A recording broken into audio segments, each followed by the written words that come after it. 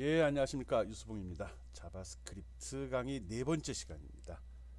아, 예, 첫 번째 화면에 나와 있는 퍼퓰러 프로그래밍 랭귀지라고 되어 있네요. 1999년도 1사분기. 그러니까 1990년도 연초에 가장 프로그래머들이 좋아했던 프로그램 언어가 무엇인지가 여기 나와 있습니다. 그때 자바스크립트 언어, 우리가 지금 학습하고 있는 자바스크립트 언어가 3등에 등극을 했네요. 한 16% 정도가 좋아했고요. 그리고 자바가 그 위에 있고, 그래도 전체 프로그램의 과반수는 C 언어를 좋아하고 있습니다. 1999년이면 인터넷이 전 세계적으로 보급이 거의 완료된 시점인데, 그래도 아직 C가 정상을 차지하고 있네요. 아마 이게 마지막으로 C가 인기 있었던 시기라고 생각하면 됩니다. 이 이후부터는 자바와 자바스크립트가 1등을 달아나고요. 그 다음에 아직 등장을 하질 않았네요. 여기 없는데 파이썬이 이제 등장하기 시작할 것 같습니다. 최근에는 파이썬이 1등을 달리고 있고, 그 다음에 2등이 자바스크립트거든요. 이런 프로그램 언어의 변천 과정, 인기도의 변화, 이게 어떻게 보면 사회에서 요구하는 프로그래머의 능력이라고 생각할 수도 있거든요. 이런 앞에서 자바스크립트 언어의 요소, 구조, 또 웹페이지에 삽입하는 방법, 브라우저에 출력하는 방법, 또 데이터 타입, 변수, 연산자의 종류까지 이미 학습을 했습니다. 이제 오늘부터 어떻게 보면 이제 본격적으로 프로그램 언어에 대해서 들어가는데, 모든 프로그램 언어가 그렇지만 생각보다 언어가 종류가 많지 않습니다. 명령의 종류가 많지 않습니다. 그 대표적인 게 조건문이고, 그다음 반복문, 이거 배우면 끝나는 겁니다. 프로그램 언어가 이렇게 어려운 건 아니거든요. 그 중에 가장 중요한 것 중에 하나가 바로 조건문이거든요. 오늘 자바스크립트의 조건문의 종류, 또 사용법에 대해서 한번 알아보겠습니다. 조건문.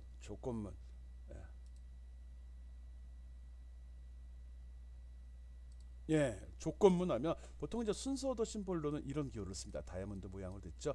어떤 주어진 조건이 참인지 거짓인지 true, false로 구분을 한 다음에 그것에 따라서 옳다, 그거에 따라서 어떤 일을 할 건지 선택하는 그런 명령을 조건문이라고 합니다. 보통 일반적인 프로그램 언어에서는 if, else라는 명령하고 switch case라는 명령 두 개를 지원을 하고요. 물론 자바스크립트도 이 두 가지 명령을 지원을 합니다. 오늘 학습하는 내용은 이 두 가지 명령의 사용법입니다. 내용 한번 살펴보겠습니다. 오늘 배우는 게 조건문이라고 그랬고요. if, else, switch case문, 요거만 잘 기억해 주세요. 제일 먼저 조건문 if 또는 if else라는 명령 한번 살펴보겠습니다. if 명령이라고 보통 이야기를 하거든요. if 명령은 여기 나와 있는 문법 구조에 나와 있네요. if라는 명령을 주고 그 뒤에다가 조건식. 조건식이라고 하면 보통 이제 뭐 같다, 다르다, 아니 크다, 작다, 이런 명령을 이야기하는 겁니다. 앞에서 이제 비교 연산자 해갖고 나왔던 것들이거든요. 그래서 어떤 조건이 주어지면 그거에 대해서 실행하는 부분이, 이 조건을 만족할 때, 즉 참일 때 실행하는 명령에 하나만 있는 경우, 또는 참일 때 실행하는 부분과 거짓일 때 실행하는 부분으로 이렇게 나누어지는 경우, 이럴 때는 여기 else라는 명령을 또 씁니다. if, else. 그래서 명령어가 if라는 명령도 있고 if, else라고 해서 둘로 구분해 적어 놓은 거거든요. 주어진 조건을 만족할 때만 어떤 작업을 수행하라라고 지정을 했을 때는 if 명령 한 번만 쓰는 거고요. 주어진 조건을 만족할 땐 이걸 수행하고 만족하지 못할 땐 저거를 수행해라, 이럴 때는 if else문을 사용을 합니다. 그리고 또 if 사용 예 지금 설명하고 있는 겁니다. 그렇지 않고 지금 앞에서 설명한 것 같은 조건 말고 어떤 조건에 만족하면 요거를 수행을 하고, 조건에 만족하지 않으면 바로 어떤 다른 일을 수행하는 게 아니라 다른 조건을 또 물어보는 경우가 있을 수 있거든요. 그리고 수행을 하고, 또 이 조건을 만족하지 않을 때에도 또 다른 if문이, 즉 if문은 기본으로 if else가 한 세트가 되는 거고, if else가 한 세트가 되는 거고, 요게 한 세트가 되는 거고, 필요하면 else문에다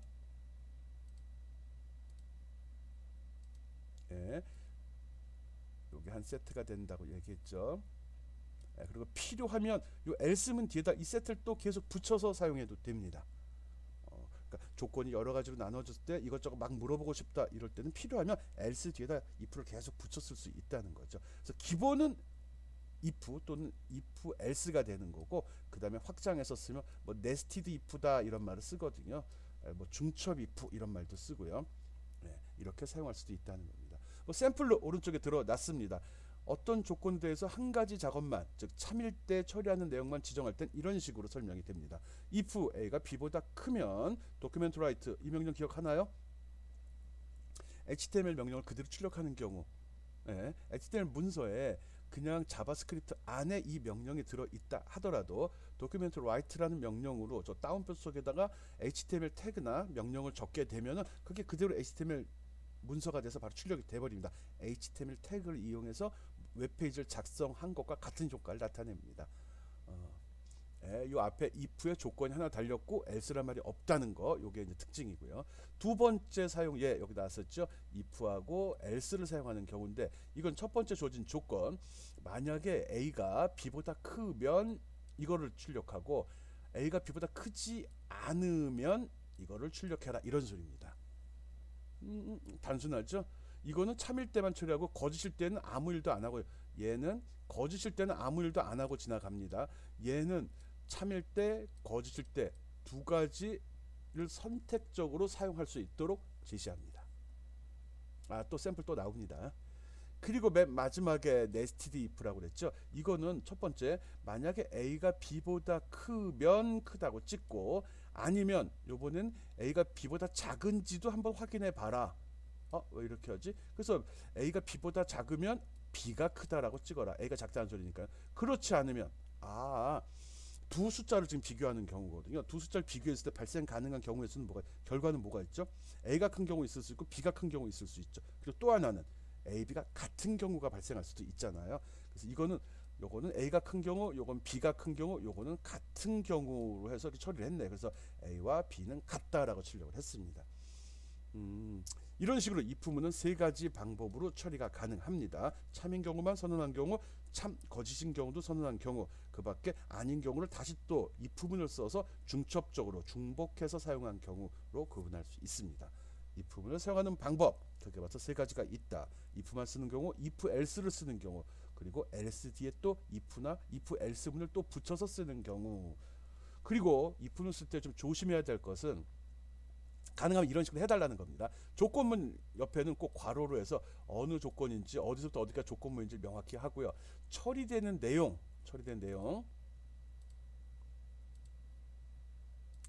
처리되는 내용에 대해서는 이렇게 물결 가로로 어디서부터 어디까지다를 명확히 이렇게 표시를 해주는 게 좋습니다. 그래야지 볼 때 참일 때는 요걸 처리하는 거고 거짓일 때는 여기서 요까지 처리하는구나. 지금 제시된 거는 프로그램 명령이 한 줄로 끝나지만 여러 줄일 경우는 좀 헷갈릴 수 있거든요. 그래서 시작과 끝, 즉 블록이라고 얘기하는데, 블록을 명확히 선언해 주어야지 제대로 처리가 됩니다. 만약에 두 줄 이상인데 블록 처리를 하지 않게 되면 원하지 않는 결과가 출력이 됩니다. 즉은 아니고 나중에 나오면 설명하겠습니다. 그래서 꼭 처리되는 내용은 물결가로, 조건문 지금 설명하고 있죠. if else, 또 if else 뒤에 if가 또 붙는 nested if 명령의 여러 가지 사용법, 세 가지 사용법 설명했습니다. 이제 그 조건 속에 들어가는 거, 조건문을 만드는데 가로 속에서 보통 표현한다고 그랬죠. 이 조건에 들어가는 연산자가 무엇이 있는지 한번 확인해 보겠습니다.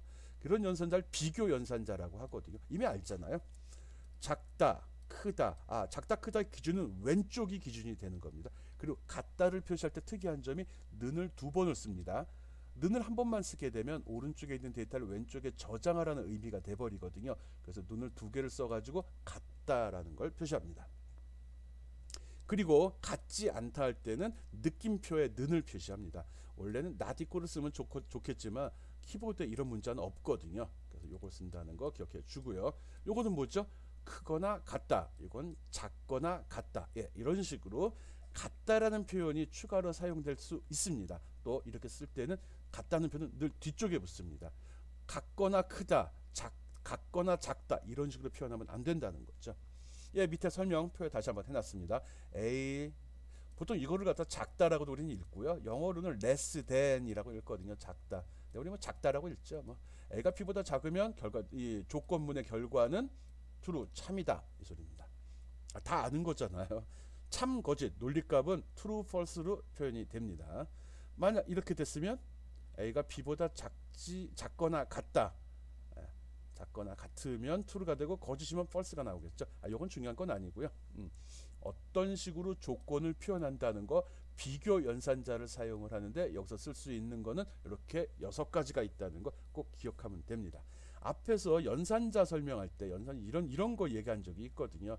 요걸 갖다가 조건 연산이라고 합니다. 연산자가 연산이라고 합니다. 더하기 빼기 곱하기 나누기와 마찬가지로 이런 식으로 쓸 수 있다고 설명을 했는데 있습니다. 이거는 아주 간단한 명령, 단순한 명령일 때만 사용을 합니다. 그리고 처리되는 어떤 작업을 처리하는 게 아니라 특정한 값만 줄 때 여기에 특정한 값이나 식이 들어가게 되거든. 그럴 경우만 이 명령을 사용을 합니다. 복잡하지 않고 단순한 거고 참 거짓에 따라 특정한 값을 제공할 때만 사용하는 조건문이다 이렇게 생각하면 됩니다. 조건문이라고 하긴 좀 그런데 그렇다고 생각하면 됩니다. 보통 출력하는 문, 도큐멘트 라이트 문 같은 데서 많이 사용을 합니다. 그때 아주 유용하게 쓰이거든요. 기억하고 있으면 좋죠. 조건문에 사용되는 비교 연산자는 크다, 작다, 같다는 2개 쓴다 그랬고요. 같지 않다는 느낌표에 는, 그리고 크거나 같다는 크다 하고 같다, 작거나 같다는 작다 하고서 같다를 집어넣어 주어야 합니다.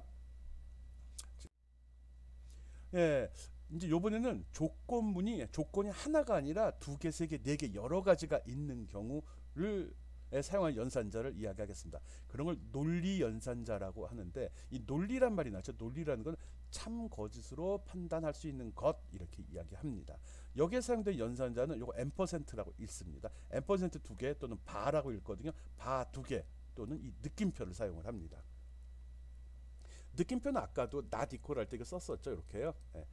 이건 부정의 의미구나 하고 요거는 and의 요거 %2개는 and의 의미입니다. and라는 것은 뭐죠? 그리고라고 하죠. 보통 그리고. 그래서 어떤 조건이 2개가 주어졌을 경우 이 주어진 2개의 조건이 모두 다 참일 때만 참이다 라는 연산자입니다. and 그리고 이것도고 저것도고 둘 다 참일 때만. 반대로 이 오와 연산자는 조건이 2개가 있을 때 첫 번째 조건, 그리고 이렇게 말로 적을게요. 연산결 쓰는 게 정상이지만, 그리고 두 번째 조건이 있을 때 둘 중에 하나라도 참이면 결과값은 참이다 라고 합니다. 밑에 설명 있네요. 참. 이렇게 %, 2개 and 논리 연산자를 쓴 경우는 논리 and와 같은 연산을 하는데 A와 B, 여기 A와 B는 조건이 되는 겁니다. A와 B 조건이 모두 참일 때만 참이 나간다. 그렇지 않은 경우는 이제 false, 거짓이 나가는 거죠. 이렇게 바를 2개 쓴 거, 요건 알죠? 키보드상에 이런 글씨가 없을 겁니다. 이거는 엔터키 위에 원 표시랑 같은 키보드 버튼을 사용하는데 거기 키보드에는 이렇게 점이 떨어진 상태로 나옵니다. 근데 화면에 붙은 걸로 나오거든요. 이걸 바라고 합니다. 이건 논리 오화 연산을 합니다. 제공된 연산 A나 B 값도 좋고 조건식도 좋습니다. 그것 중에 하나라도 참이면 이 결과는 무조건 참이 반환됩니다. 그리고 느낌표를 붙인 경우는 A의 값이 어떤 조건 이렇게 하고서 가로 속에다 조건을 적어줄 수 있거든요. 이런 경우 이 조건의 결과를 반대로 만들어 줍니다. 참이면 거짓으로, 거짓이면 참으로 만들어주는 역할을 합니다. 갑자기 바꾸고 싶을 때 조건식을 바꾸지 않고 그렇게 쓰면 되는구나. 그런 용도로 사용합니다. 그래서 보통 and, or와 not 이렇게 읽어줍니다. and, or와 not 이거는 조건이 여러 개 있을 때, 이런 식으로 조건이 여러 개 있을 때 그 조건을 묶어주는 효과를 나타냅니다. 이따 사용리에 나올 겁니다. 지금 조건문의 논리 연산자, 조건이 여러 개 있는 경우 그 조건들을 조합하는 그런 연산자를 설명했습니다. 앞에서 한번 설명을 했던 사항들입니다. if하고 if else 했었죠. 근데 여러분 이제 자바스크립트 일종의 프로그램이니까 이걸 배우면서 좀 실력이 향상되라고 순서도라는 걸 가볍게 한번 보여주겠습니다. 요 앞에 설명했던 내용인데 이런 식으로 프로그램이 작성이 되었을 때 이걸 순서도로 꾸미면 이런 식이 됩니다. 순서도는 보통 알고리즘을 구성할 때 그 알고리즘을 표현하는 방법 중에 하나거든요. 약속된 도형을 이용해서 일의 처리 순서를 간결하게 표현한 그림이라고 합니다. 예, 여기 보면 이렇게 다이아몬드 모양으로 나오죠. 이게 if 명령입니다. 이 그림만 봐도 아 이거는 조건문이구나, 아 이건 처리문이구나, 이걸 알 수 있거든요. 이렇게 나오면 단순한 명령 처리문이고, 이렇게 나오면 조건문이 되는 겁니다. 이것만 보고도 프로그램 바로 짤 수 있거든요. 그래서 조건이 하나일 경우는 조건문이 하나, 조건문에 여기 A가 B보다 큰 경우 이걸 출력해라 한 경우는 이렇게 조건을 주고 참일 때 처리하는 명령 나고 다시 제자리에 돌아간다, 이렇게 처리가 되는 겁니다. 그리고 이렇게 if else문 같은 경우는 처리되는 두 개가 되죠. 그래서 처리된 내용이 참일 때 여기 있고요, 거짓일 때 여기 있게 되는 거죠. 그래서 if 뒤에 바로 첫 번째 나오는 문은 무조건 참일 때가 되기 때문에 참일 때 기분을 적고요. else는 위에 제시된 조건이 거짓일 때 처리되는 명령을 적어줍니다. 처음에 할 때는 무조건 적어줬잖아요. 이 조건을 만족하면, 참이면 이런 의미였고요. else는 참이 아니면 이란 의미가 됩니다. 그리고 nested if가 여러 개 들어간 경우는 초보자는 복잡해 보일 수 있는데, 지금 오른쪽에 그 나와 있는 순서도 그림처럼 조건이 여러 개 있는 경우, 이런 식으로 씁니다. 다른 거와 비해서 이 그림이 훨씬 이해하기가 좋죠. 조건이 이 경우는 참이면 이걸 처리하고, 이 경우가 거짓이면 또 다른 조건을 물어보고, 두 번째 조건을 만족하면 두 번째 문장을 수행하고, 아니면 세 번째 문장을 수행해라. 이런 식으로 그림으로 하니까 이해가 훨씬 더 쉽거든요. 그래서 프로그램이 복잡한 걸 짜거나 남한테 설명할 때는 순서들을 그려서 이렇게 간략화해 주면 설명도 쉽고 본인도 그 처리된 내용을 간단히 간략하게 요약하고 이해하기 쉽습니다. 남한테 설명하기 좋은 게 첫 번째고, 내용을 파악하기 좋은 게 두 번째가 될 것 같으네요. 그래서 실제 프로그래머들도 실제로는 순서도 먼저 그리지 않고 프로그램 먼저 작성하고 돌려본 다음에 결과에 맞춰서 작업을 합니다. 순서도는 언제 작성하죠? 위에 있는 상사가 너는 프로그램을 팔아먹었는데 내용이 이해가 안 된다, 문서로 만들어줘. 그럴 때 순서도를 만듭니다. 순서도라는 말 꼭 기억해 주기 바랍니다. 알고리즘을 표현하는 방법이라고 생각하면 됩니다. 알고리즘이 뭔지 모르겠지만 일에 처리되는 과정을 그림으로 그려서 좋구나, 그림으로 그려서 쉽게 이해할 수 있구나, 이렇게 생각해 주면 됩니다. 예, if else를 사용한 예 한번 살펴보겠습니다. 지금 자바스크립트가 어디까지 들어갔나? 여기까지죠. 그리고 앞에서 설명한 내용을 이용을 했는데 좀 틀리네요. 여기 if문 썼네요. 파란색. 여기까지입니다. 이거 물결가루 안 썼네요. 여러분은 꼭 쓰기 바랍니다. 그래야지 명확하거든요. 이거는 문제, 여기 뭐 말이 나와 있네. 프롬프트라는 사용자 입력 다이얼로그를 사용을 했고요. 유수봉의 점수를 입력하시오 하고 100점이라고 적어놨네. 이게 뒤에 100이 뭐죠? 이거 해봐서 알 텐데, 지난번에 과제였는데. 프롬프트 창은 사용자의 입력을 독촉하는 다이얼로그 창, 이런 창이 열리게 되는 거고요. 그리고 여기 적힌 메시지는 그대로 여기 처리가 됐습니다. 그리고 여기에 입력 창이 열리는데, 입력 창의 기본으로 제시되는 값입니다. 물론 사용자 고치라는 거죠. 이게 이런 값을 줘라, 샘플을 제시한 겁니다. 이럴 때 사용하는 명령입니다. 프롬프트라는 거. 그리고 여기 입력을 하고 확인을 누르게 되면은 여기 입력한 이 값은 어디로 들어가죠? 여기 스코어, 프롬프트 앞에 는이라 할당문을 줬죠. 여기서 받은 값을 요 스코어라는 변수에다 저장을 해라 라는 말이 됩니다. 앞에 했던 거 복습 차원에서 설명했습니다. 그리고 그 다음에 pass int라는 게 있습니다. 이걸 좀 있으면 배울 텐데, 이건 이제 pass, 내용을 분석해라. 모든 다이얼로그 창에서 입력받은 데이터는 다 문자로 처리가 됩니다. 문자는 연산을 할 수가 없거든요. 그러다 보니까 그거를 숫자로 바꾸는 그런 함수입니다. pass, int가 인티저, 정수란 소리거든요. 지금 입력받은 이 스코어를 분석해서 정수로 바꿔서 다시 저장해줘, 이런 겁니다. 그러면 거기에 스코어에는 그대로 원래 들어있던 건데 pass int라면 요게 자바의 특징이기도 하죠. 자바스크립트의 특징이기도 하죠. 자바스크립트는 어떤 변수에 대해서 데이터 타입을 지정하지 않습니다. 사용자가 집어넣을 때 그 데이터의 상태에 따라서 그 변수의 데이터 타입이 결정이 돼 버리는 겁니다. 그래서 문자를 집어넣으면 그 변수는 문자 변수가 되는 거고, 나중에 숫자로 바꿔 집어넣으면 그 문자 변수가 그 순간에 다시 숫자 변수로 변환이 돼 버린다는 거죠. 이런 얘기 할 필요가 없죠. 왜? 여러분이 프로그램을 모르니까. 다른 프로그램 언어를 알고 있다 그러면 지금 설명이 유효한 거고요. 처음 듣는 사람은 무시해도 좋습니다. 점수가 들어왔는데 그 점수가, 이 조건이 뭐죠? 스코어가 90보다 크거나 같으면, 그러면 A가 되고, 그렇지 않고 스코어가 80보다 크면 B고, 또 그렇지 않고 70보다 크면 C가 된다. 그리고 아니면 D가 된다. 또 아니면 F가 된다. 쭉 설명을 했네요. 아, 성적 등급을 매기는 프로그램이네. 그래서 이렇게 if은 하나의 데이터에 대해서 90보다 큰지 80보다 큰지 70보다 큰지 60보다 큰지 아니면 그보다 작은지를 판단한 if문을 여기 표현해 놨습니다. 처음부터 세게 나갔는데, 이렇게 해서 그레이드라는 등급이라는 변수에다가 A, B, C, D, F라는 문자가 저장이 되면 나중에 도큐멘트 라이트를 통해 가지고 스코어가 다운표 밖에 있죠. 다운표 밖에 있다는 소리는 뭐죠? 이거는 스코어라는 변수에 들어있는 값이 찍힌다는 소리죠. 그리고 요 다운표 속에 있는 거는, 다운표 속에 있는 말이 요까지구나. 그대로 찍혀버릴 뿐이죠. 그리고 는하고 여기 그레이드는 여기 들어있는 요 값 A, B, C, D, F 중에 하나가 찍히겠죠. 그래서 이렇게 입력을 하면 처리해서 이런 결과를 내보내게 되는 겁니다. if else를 사용한 조건문 사용법 설명하고 있습니다. 그리고 지금 샘플로 제시된 프로그램은 사용자한테 어떤 점수를 입력받아서 그 점수가 몇 점이냐에 따라서 등급 A, B, C, D, F 5등급으로 나누어 판단하는, 출력하는 그런 프로그램입니다. 앞에서 조건문 설명했듯이 if라는 거는 주어진 조건에 따라 참이면 바로 두 번째, if면 바로 아래 기술된 그 명령이 수행이 되고요. 주어진 조건이 거짓이면 else라는 명령 뒤에 있는 문장을 수행을 합니다. 지금 실행을 시켜 보겠습니다. 다이로그 창 열렸고요. 여기다가 원래 제가 92를 입력하니까 바로 92는 A입니다 라고 나왔습니다. 요번에 다른 점수도 한번 넣어. 88 등급이 뭐죠? B가 나오겠죠. B라고 나오네. 잘하네. 딴 점수 55면 뭐죠? 빵꾸 난 거죠. 재수강해야죠. F입니다 라고 나옵니다.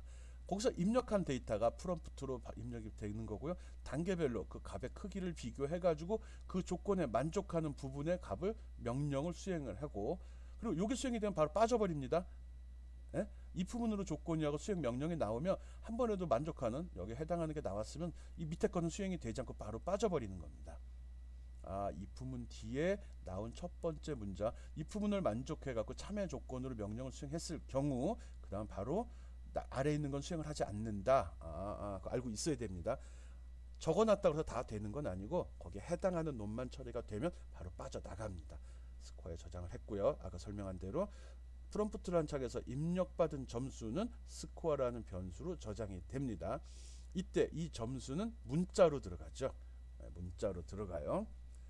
요거 설명했죠. 프롬프트에 대한 설명. 그래서 문자로 들어간 거에 대해서 문자로 들어가고요. 그거에 대해서 문자는 계산을 할 수가 없거든요. 그래서 그걸 숫자로 바꾸는 함수가 passint라는 겁니다. 이걸 통해서 스코어에 저장된 값을 숫자로 바꿔줍니다. 그 다음 숫자 가지고서 이걸 쭉 비교해 보는 거죠. 그냥 문자로 하면 안 되나요?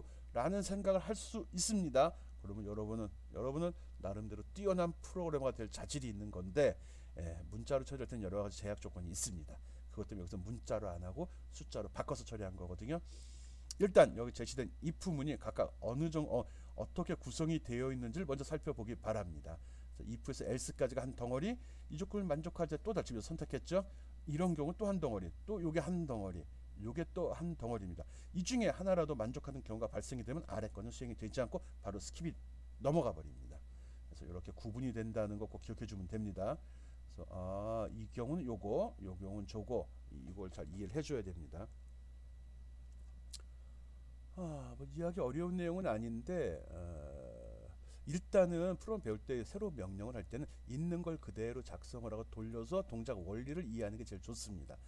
그 다음에 이제 그걸 바꿔서 이런 경우 어떻게 되나, 저런 경우 어떻게 되나를 테스팅해 보면 되죠.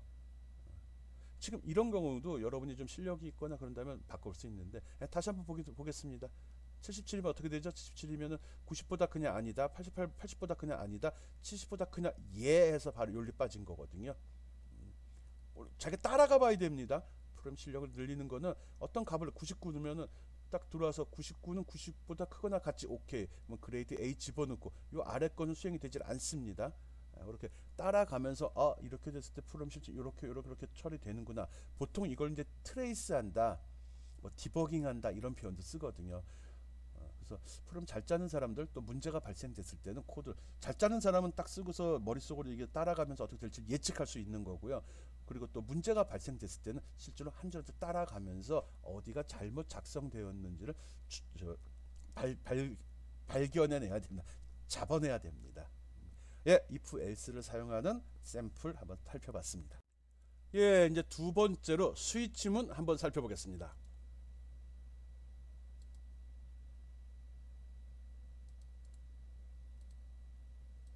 예, 스위치문. 스위치문 조건문은 크게 봐서 if문하고 스위치문 두 개를 많이 사용. 두 개밖에 없습니다. 쉽게 얘기하면 엄밀하게는 그렇죠. 뭐. 예, 스위치문의 형식은 여기 이런 식으로 구성이 됩니다. 좀 말이 많죠. 아, 이거 주성문은 이거 다 지워버릴 걸 이게 적혀 있다 보니까 좀 그런 거 잠깐만요. 예, 주성문 다 지워 놓겠습니다. 이게 있으니까 또 이거 없다고 쳐요. 이것도 없다고 치고요. 설명이 적혀 있는데 여러분은 이제 보면서 해도 되죠. 이것도 오타. 상관없다. 이게 있다 보니까 문장이 복잡해 보이네요. 예. 지금 보이는 이게 답니다. 간단하네. 예. 예. 여기 어떤 변수나 식이 주어지게 됩니다. 이 값이 여기에 들어있는 값이 무엇이냐에 따라 여긴 조건을 주지 않습니다. 조건을 주는 게 아니라 식이나 변수를 주게 되는 겁니다. 식이나 변수. 그래서 이걸 값이라고 여기 적어 놓은 거고 이거에 따라 이 값이 무엇이냐에 따라서 그 값이 값 1이면 이걸 처리하고 그 값이 값 2이면 이걸 처리하고 그 값이 값 n번째면 이걸 처리해라 이 소리입니다. 그리고 맨 마지막에 디폴트라고 나온 거는 이 값에 들어있는 여기 스위치 뒤에 요 식에 들어있는 여기에 들어있는 값에 해당되는 게 아무것도 없을 때는 요걸 실행시켜라 그런 말입니다. 단순한 거죠. 요게 한 세트, 요게 한 세트, 요게 한 세트, 요게 한 세트. 이 스위치 케이스문이라고 보통 하는데 이 케이스 내용은 단순해요. 케이스로 시작해서 브레이크를 끝난다 이렇게 기억해 주면 됩니다. 뭐라고 했죠? 스위치 케이스문의 케이스문은 케이스로 시작해서 브레이크를 끝난다 이렇게 기억을 해달라고요. 여기도 케이스로 시작해서 브레이크를 끝났습니다. 브레이크 끝나다 깨부시다 이런 소리죠. 케이스로 시작해서 브레이크를 끝나야 됩니다. 브레이크가 가능하면 꼭 나와줘야 됩니다. 나중에 필요한 것도 설명하겠지만요. 요거만 기억해 주면 특별한 거 없습니다. 첫 번째 경우, 두 번째 경우, 세 번째 경우다. 즉 얘하고 얘가 같냐 이거 물어보는 거네. 그래서 if의 확장판이라고 이야기했죠. 조건문은 if만으로도 다 해결이 가능합니다. 그렇지만 특별한 경우, 즉 하나의 식이나 하나의 변수에 대해서 여러 가지 경우를 물어볼 때 이럴 때는 스위치문으로 쓰는 게 훨씬 보기가 좋습니다. 오른쪽에 샘플 하나 제시를 해놨네요. 오른쪽으로 볼까요? 지금 프루시라는 변수 속에 들어있는 값이 바나나냐 사과냐 체리냐를 물어보는 거예요. 보기 훨씬 낫잖아요. 이런 것 때문에 그런 겁니다. 그래서 하나의 값, 하나의 변수에 대해서 여러 가지 조건을 물어볼 때 사용을 한다 라고 기억하면 됩니다. 그래서 아까 설명한 것도 보면 이렇게 되어 있죠. 이제는 좀 식의 결과가 값 1과 같을 때 처리됐네요. 이럴 때 처리되는데요. 뭐 별 의미는 없네요. 이쪽에 샘플로 든 것도 보면 특별한 건 없죠. 스위치문이 들어갔고 스위치문은 스위치문이 들어갔고요. 스위치문은 여기에 어떤 변수가 들어간다고 그랬죠. 여기 변수가 들어간다고 그랬어요. 그리고 여기 물결가로로 열어서 물결가 닫는 걸로 끝납니다. 여기서도 여기까지가 스위치문이 되는 거예요. 스위치문 속에는 케이스라는 경우죠. 그러니까 세트별로 있거든요. 요게 첫 번째 경우. 그래서 케이스문은 케이스로 시작해서 브레이크를 끝난다고 그랬죠. 케이스문은 케이스로 시작해서 브레이크를 끝나요. 요게 한 세트입니다. 저기 프로세스에 들어있는 값이 사과하면 요걸 처리해 이 소리죠. 간단하네. 또 그 값이 체리면 요건 요까지죠. 체리면 프라이스에 400을 집어넣고 끝내 이 소리죠. 별건 아닌데 대충 감 잡히네. 예. 아, 이런 식으로 쓰는구나. 그리고 맨 아래 디폴트라고 되어 있는 거.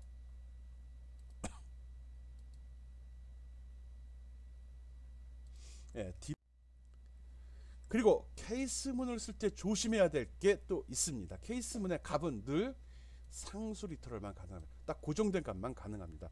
1, 2.4, 서울, true 이런 것만 가능하고요. 식 같은 거 주면 안 됩니다. 식 안 되고, 조건 안 되고, 변수 안 됩니다. 뭐가 들어있을지 모르기 때문에 안 됩니다. 아니, 그래도 거기 고정된 값이 들어있을 텐데, 하지 말려면 하지 않는 게 좋습니다. 왜? 프로그램 작성, 처음에 프로그램 언어로 개발한 사람이 이렇게 정한 거거든요.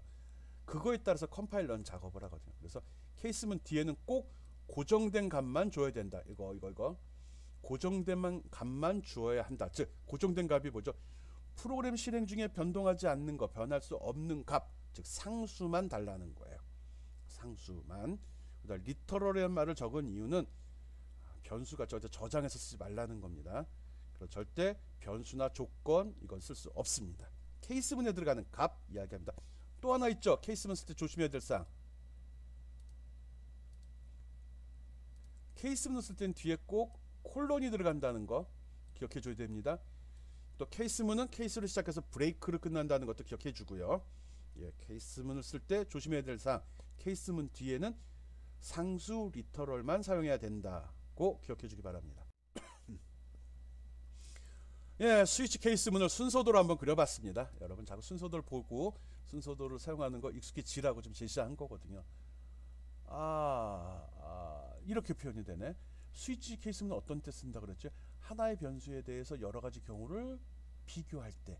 예, 여기 보면 다 A에 대해서 체크하고 있죠. A가 1일 때, A가 2일 때, A가 3일 때, A가 4일 때 이렇게 하죠. A가 1이면 짜장면, A가 2면 짬뽕, A가 3이면 탕수육 이렇게 구분이 된 거죠. 이럴 때 스위치 케이스문을 씁니다.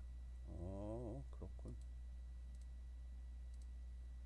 지금 왼쪽에 제시된 이 순서도를 갖다 스위치 케이스문으로 바꾸면 이렇게 됩니다. 스위치 여기 사용된 변수가 A죠. A라고 적어줬고요. 예. 그 다음에 첫 번째 경우 A가 1인 경우, 그래서 케이스가 1인 경우 짜장면 처리, 명령이라고 생각을 해요. 했고요. 그리고 케이스문은 브레이크문으로 끝난다고 그러죠. 끝. 만약에 A가 1이 아니고 2면 어떻게 되죠? 케이스 2로 빠져서 짬뽕 하고 끝났으니까 브레이크문 쓰고 끝납니다. 이런 식으로 A라는 변수에 대해서 1인 경우, 2인 경우, 3인 경우, 4인 경우, 5인 경우를 이건 아니 그밖에 모든 거 저거를 쉽게 표현할 수 있는 명령이 스위치 케이스문입니다. 쉽네요. 한 변수에 대해서 여러 가지 조건을 비교할 때 스위치 케이스문을 사용한다라고 기억하라고. 브레이크문 아까 강조를 했습니다. 우리 단순하게 기억했죠. 케이스로 시작해서 브레이크로 끝난다. 그렇게 기억하는 게 제일 좋습니다. 여기 이제 브레이크문의 역할을 설명합니다. 브레이크문은 스위치문의 종료를 의미합니다. 스위치문의 시작은 여기 가로에서 여기 닫히는 거와 물결 가로로 끝나잖아요. 브레이크를 만난 순간에 바로 밑으로 빠져. 밑에 있는 이 아래에 있는 건 처리 안 하고 바로 이곳으로 내려가 버리는 겁니다. 그런 용도로 씁니다. 그래서 예를 들어서 CT라는 곳에 들어있는 값이 서울이다. 그러면 이 케이스문에 만나서 수행이 되잖아요. 그래서 이걸 처리했으면 끝이잖아. 이 밑에 건 처리할 필요 없는 거잖아요. 그런 의미로 브레이크를 적어주는 거죠. 또 이거를 요 브레이크를 또 응용해서 쓰는 방법도 있습니다. 요런 식으로 만약에 여기 데이라는 말 했네요. 이 데이라는 거에 들어있는 값이 월, 화, 수, 목, 월, 화, 수, 목, 금이면 정상 영업이라고 출력을 하고, 그러니까 여기 들어있는 값이 출력값이 다 동일할 경우면 그걸 건건이 케이스 바이 케이스로 다 적을 필요 없이 이렇게 브레이크문을 생략을 해버리는 거죠. 브레이크 생략하고 맨 마지막에 처리 내용 적어 그 다음에 브레이크문을 적어주라고요. 이러면 여기 데이에 들어있는 값이 이거일 때만, 즉 월화수목 금일 경우만 요걸 처리하게 되는 거죠. 그 밖에 주말일 경우 토요일이나 일요일일 때는 이렇게 해라. 이런 식으로 응용하는 방법도 있습니다. 이럴 땐 크게 봐서 두 가지 경우를 처리하는 거죠. 그러니까 브레이크도 두 개만 들어갔죠. 이렇게 응용했을 수도 있습니다. 브레이크문을 쓰는 이유는 거기서 스위치문을 종료해라. 더 이상 아래 거를 비교할 필요 없다. 그런 의미로 사용한다는 거 기억해 주기 바랍니다. 스위치문에서의 브레이크문의 역할 설명했습니다.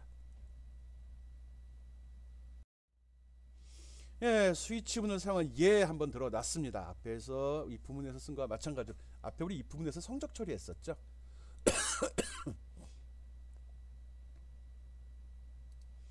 여기서는 좀 딴 거 하려고 합니다. 스위치문으로 하는데 스위치문의 특징은 한 변수에 들어있는 한 변수에 대해서 여러 가지 경우를 비교한다고 그랬잖아요. 일단 자바스크립트문은 여기서 여기까지로 구성이 되어 있고요. 스위치문은 여기서 여기까지 설명을 해놨네요.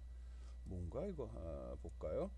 뭐 대충 이제 프로그램 볼 줄 알 것 같은데 자바스크립트 코드 읽을 수 있을 것 같아서 한번 보겠습니다. 예, 스위치문에 커피가 뭐냐고 물어봤네. 커피는 위에 봤더니 프롬프트 명령으로 입력을 받았네요. 그게 이거구나. 이거. 사용자가 이렇게 에스프레소라고 입력을 하게 되면 그 값이 커피로 싹 들어가겠죠. 커피란 변수에 들어가겠죠. 그 다음에 그걸 가지고 스위치문이 수행이 되는 거고요. 그게 에스프레소면 영어로, 그리고 또는 한글로 에스프레소면 여기 브레이크문이 없네요. 그럼 이거거나 이거 둘 중에 하나라도 만족하면 프라이스는 2000이라고 입력하고 작업 끝내, 이렇게 되네요. 예, 에스프레소 입력했으니까 여기서 작업이 끝나고 어디로 가죠? 그 다음에 바로 여기 내려갑니다. 그렇군. 그리고 나서 if 프라이스가 0이 아니냐, 0이 아니냐죠. 0이 아니냐, 뭐 이유가 있었겠죠. 일단은 그러면 요걸 출력을 해라. 이게 출력이 되면 이게 나가는 거죠. 에스프레소는 2,000원. 저렴해. 좋아. 이런 용도로 쓰이는 겁니다. 그 밖에 입력한 입력한 그 데이터가 카푸치노면은 요게 수행이 되겠죠. 여기서 커피에 카푸치노가 들어왔으면 에스프레소냐 아니, 영어 에스프레소냐 아니, 한글 에스프레소냐 아니, 아니야. 그럼 카푸치노야. 그랬더니 오케이 되면은 그다음 프라이스 3,000원 집어넣고 봤더니 브레이크문이 바로 있네. 그럼 바로 밑으로 빠져 내려가게 되는 거죠. 예, 그런 식으로 처리가 되는 겁니다. 예, 스위치문을 사용하는 경우 실제로 코드 여기 있고요. 교재에는 6-16번 예제입니다. 혹시라도 교재가 없는 사람이면 인터넷에서 webprogramming.co.kr을 주소창에 그걸 치고 들어가면 특정한 사이트가 나오고 오른쪽 끝에 보면 코드란 메뉴가 있습니다. 거기 들어가면 이 내용 다 볼 수 있습니다. 볼 수 있는 거 아니고 거기에 가면은 거기에 보면 내가 사용하는 예제 소스가 다 들어 있습니다. 그래서 챕터별로 구분해서 아까 내가 번호 불러줬죠. 6-16이라고요. 6장에 들어가서 16번째 예제 열면 이 코드가 나올 겁니다. 이것도 무슨 소리지? 떠든 사이 잠깐 놓쳤어요. 예, 카페라떼 여기 있는데 입력을 받습니다. 프롬프트 명령에 의해서 카페라떼 입력하면 커피에 저장이 될 거고요. 찍 에스프레소냐 아니, 한글 에스프레소 아니, 카푸치노 아니, 카페라떼 오케이. 여기서 처리가 되는데 다시 한번 볼까요? 너무 나 혼자 떠들다가 넘어간 것 같아서요. 예, 다시 한번 잘 보겠습니다. 스크립트가 여기서 역할 선언이 되어 있고요. 프롬프트란 명령으로 해서 사용자 입력을 이렇게 받아들이고 있습니다. 아무것도 입력을 안 하면 에러가 나네. 오류, 사용자 입력 실수에 대한 예외 처리는 되어 있지 않습니다. 그러니까 꼭 지정한 값을 넣거나 엄한 값이라도 값은 꼭 넣어줘야 됩니다. 프라이스 0원으로 처음에 지정을 했고요. 커피란 변수 지정했는데 프롬프트에서 값을 받아 저장하려고 합니다. 프롬프트 창이 열리면 무슨 커피를 드릴까요? 라고 메시지가 나갈 거고 아마 입력 창이 만들어질 것 같으네요. 그 다음에 그 값을 커피에 넣고 각각 체크를 합니다. 에스프레소 영어냐, 에스프레소 한글이냐, 발음은 똑같지만 카푸치노냐, 또 카페라떼냐 구분해서 그거에 대한 가격, 프라이스가 가격이니까 단가니까 그 가격을 여기다 설정을 해주네요. 카페라떼 3,500원. 그리고 그게 없을 때는 없습니다. 뭐는 없습니다라고 말을 집어넣어 주네요. 카페라떼. 아니야, 출력해 버리네 그냥. 그냥 바로 없다고 메시지를 내보내 버리네. 이것이 아니면 그냥 바로 없다고 내보내네요. 그러면 있을 때는 어떻게 되죠? 있을 때 여기 나오죠. if 프라이스가 0이 아니면 즉 가격이 2,000원, 3,000원, 3,500원 들어갔으면 이걸 출력을 하라는 거네요. 0이 아니면 이걸 출력, 0이면 없습니다 라고 나가는 거죠. 한번 봅시다. 벌써 실행이 됐죠. 무슨 커피 드릴까요? 그랬더니 맛있는 커피. 이러지 말고요. 무슨 커피를 드릴까요? 뭐라고 입력할까요? 우유 확인. 우유는 없어. 여기 디폴트에 걸렸구나. 우유는니까 에스프레소니 카푸치노, 카페라떼 아니니까 이게 나간 거네. 카푸치노니 딱 했더니 카푸치노 3,000원. 이거니 해서 카푸치노 걸린 거죠. 3,000원이 들어갔고 이 밑에 문장, if문에 정의된 이쪽으로 들어간 거죠. 생각보다 어려운 구조 아니죠? 예, if문하고 스위치 케이스문 둘 다 지금 사용해 본 경우고요. 나디콜 썼고요. 이런 경우 한 변수에 대해서 이번에 뭐 마시고 싶은 거 있어요? 에스프레소. 똑같은 걸 자꾸 반복하니까 재미없네.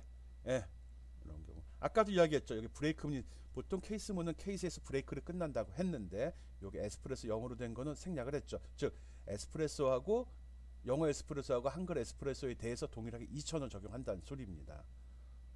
별건 아닌데. 네, 이런 식으로 해서 한 변수에 대해서 여러 가지 종류의 값과 비교할 때 사용되는 명령이 스위치 케이스 문입니다. 그리고 여기 커피라고 들어간 부분은 꼭 변수 되고요. 식도 됩니다. 그 두 가지만 쓸 수 있어요. 그리고 요 케이스문은 절대 변수 들어가면 안 된다고 그랬죠. 조건 안 됩니다. 수식 안 됩니다. 꼭 고정된 값, 상수라고 했죠. 리터럴 상수. 프로그램 실행 중에 변동이 안 되는 값들만 설정이 되어 있어야 합니다. 이렇게. 먹는 거 자꾸 하니까 먹고 좀 치즈케이크 먹고 싶다. 치즈케이크는 없죠. 어디에 없죠? 여기 스위치 케이스문에 선언된 케이스문이 없다는 거죠. 이럴 땐 이런 메시지가 어느 부분에서 이 명령을 내보내 메시지 처리를 한 거죠. 요 밑에 디폴트 도큐멘트 라이트 커피는 없습니다. 근데 내가 입력할 때 치즈 케이크를 든 게 커피라는 변수에 저장이 되어 있죠. 그게 출력이 된 거죠. 출력되는 부분 값이 출력되는 건지 아니면 다운표 속에 있는 글씨가 그대로 출력되는 건지도 구분해 주기 바랍니다. 별거 어려운 건 아니죠. 스위치 케이스면 케이스 브레이크를 끝난다. 케이스를 시작해서 브레이크를 끝난다. 브레이크가 없으면 그 다음 문장까지 쓸어서. 오늘 배운 거 두 가지밖에 없습니다. 두 가지밖에 없어요. 지금 조건문 배우고 있고요. if문하고 스위치문 배웠습니다. 제일 중요하거든요. if문은 어떤 조건을 줬을 때 그 조건에 맞춰서 어떤 문장을 처리할 건지 말 건지를 결정하는 구조로 되어 있고요. 조건이 주어지죠. 그리고 스위치 케이스문 같은 경우는 이렇게 한 변수에 대해서 여러 가지 경우 1일 때, 2일 때, 3일 때, 4일 때 이렇게 비교하는 경우는 스위치 케이스문을 쓰는 게 좋습니다. 오늘 배운 if문, 스위치 케이스문 굉장히 중요하고요. 모든 프로그램 언어에 다 들어가고 다 동일한 규칙으로 사용이 됩니다. 혹시 프로그래머가 되고자 하는 게 꿈이라면 잘 이해하기 바랍니다. 다 똑같습니다. 모든 프로그램 언어에 다 있습니다. 사용법 지금하고 똑같습니다. 조금 차이는 있는데 거의 차이 없습니다. 오늘 한 거 조건문이 답니다. 어떤 입력 데이터에 크거나 작거나 같거나 하는 경우를 체크하는 걸 조건문이라고 한다. 그것에 따라서 처리되는 내용이 틀릴 경우 사용한다라는 거 꼭 기억해 주기 바랍니다.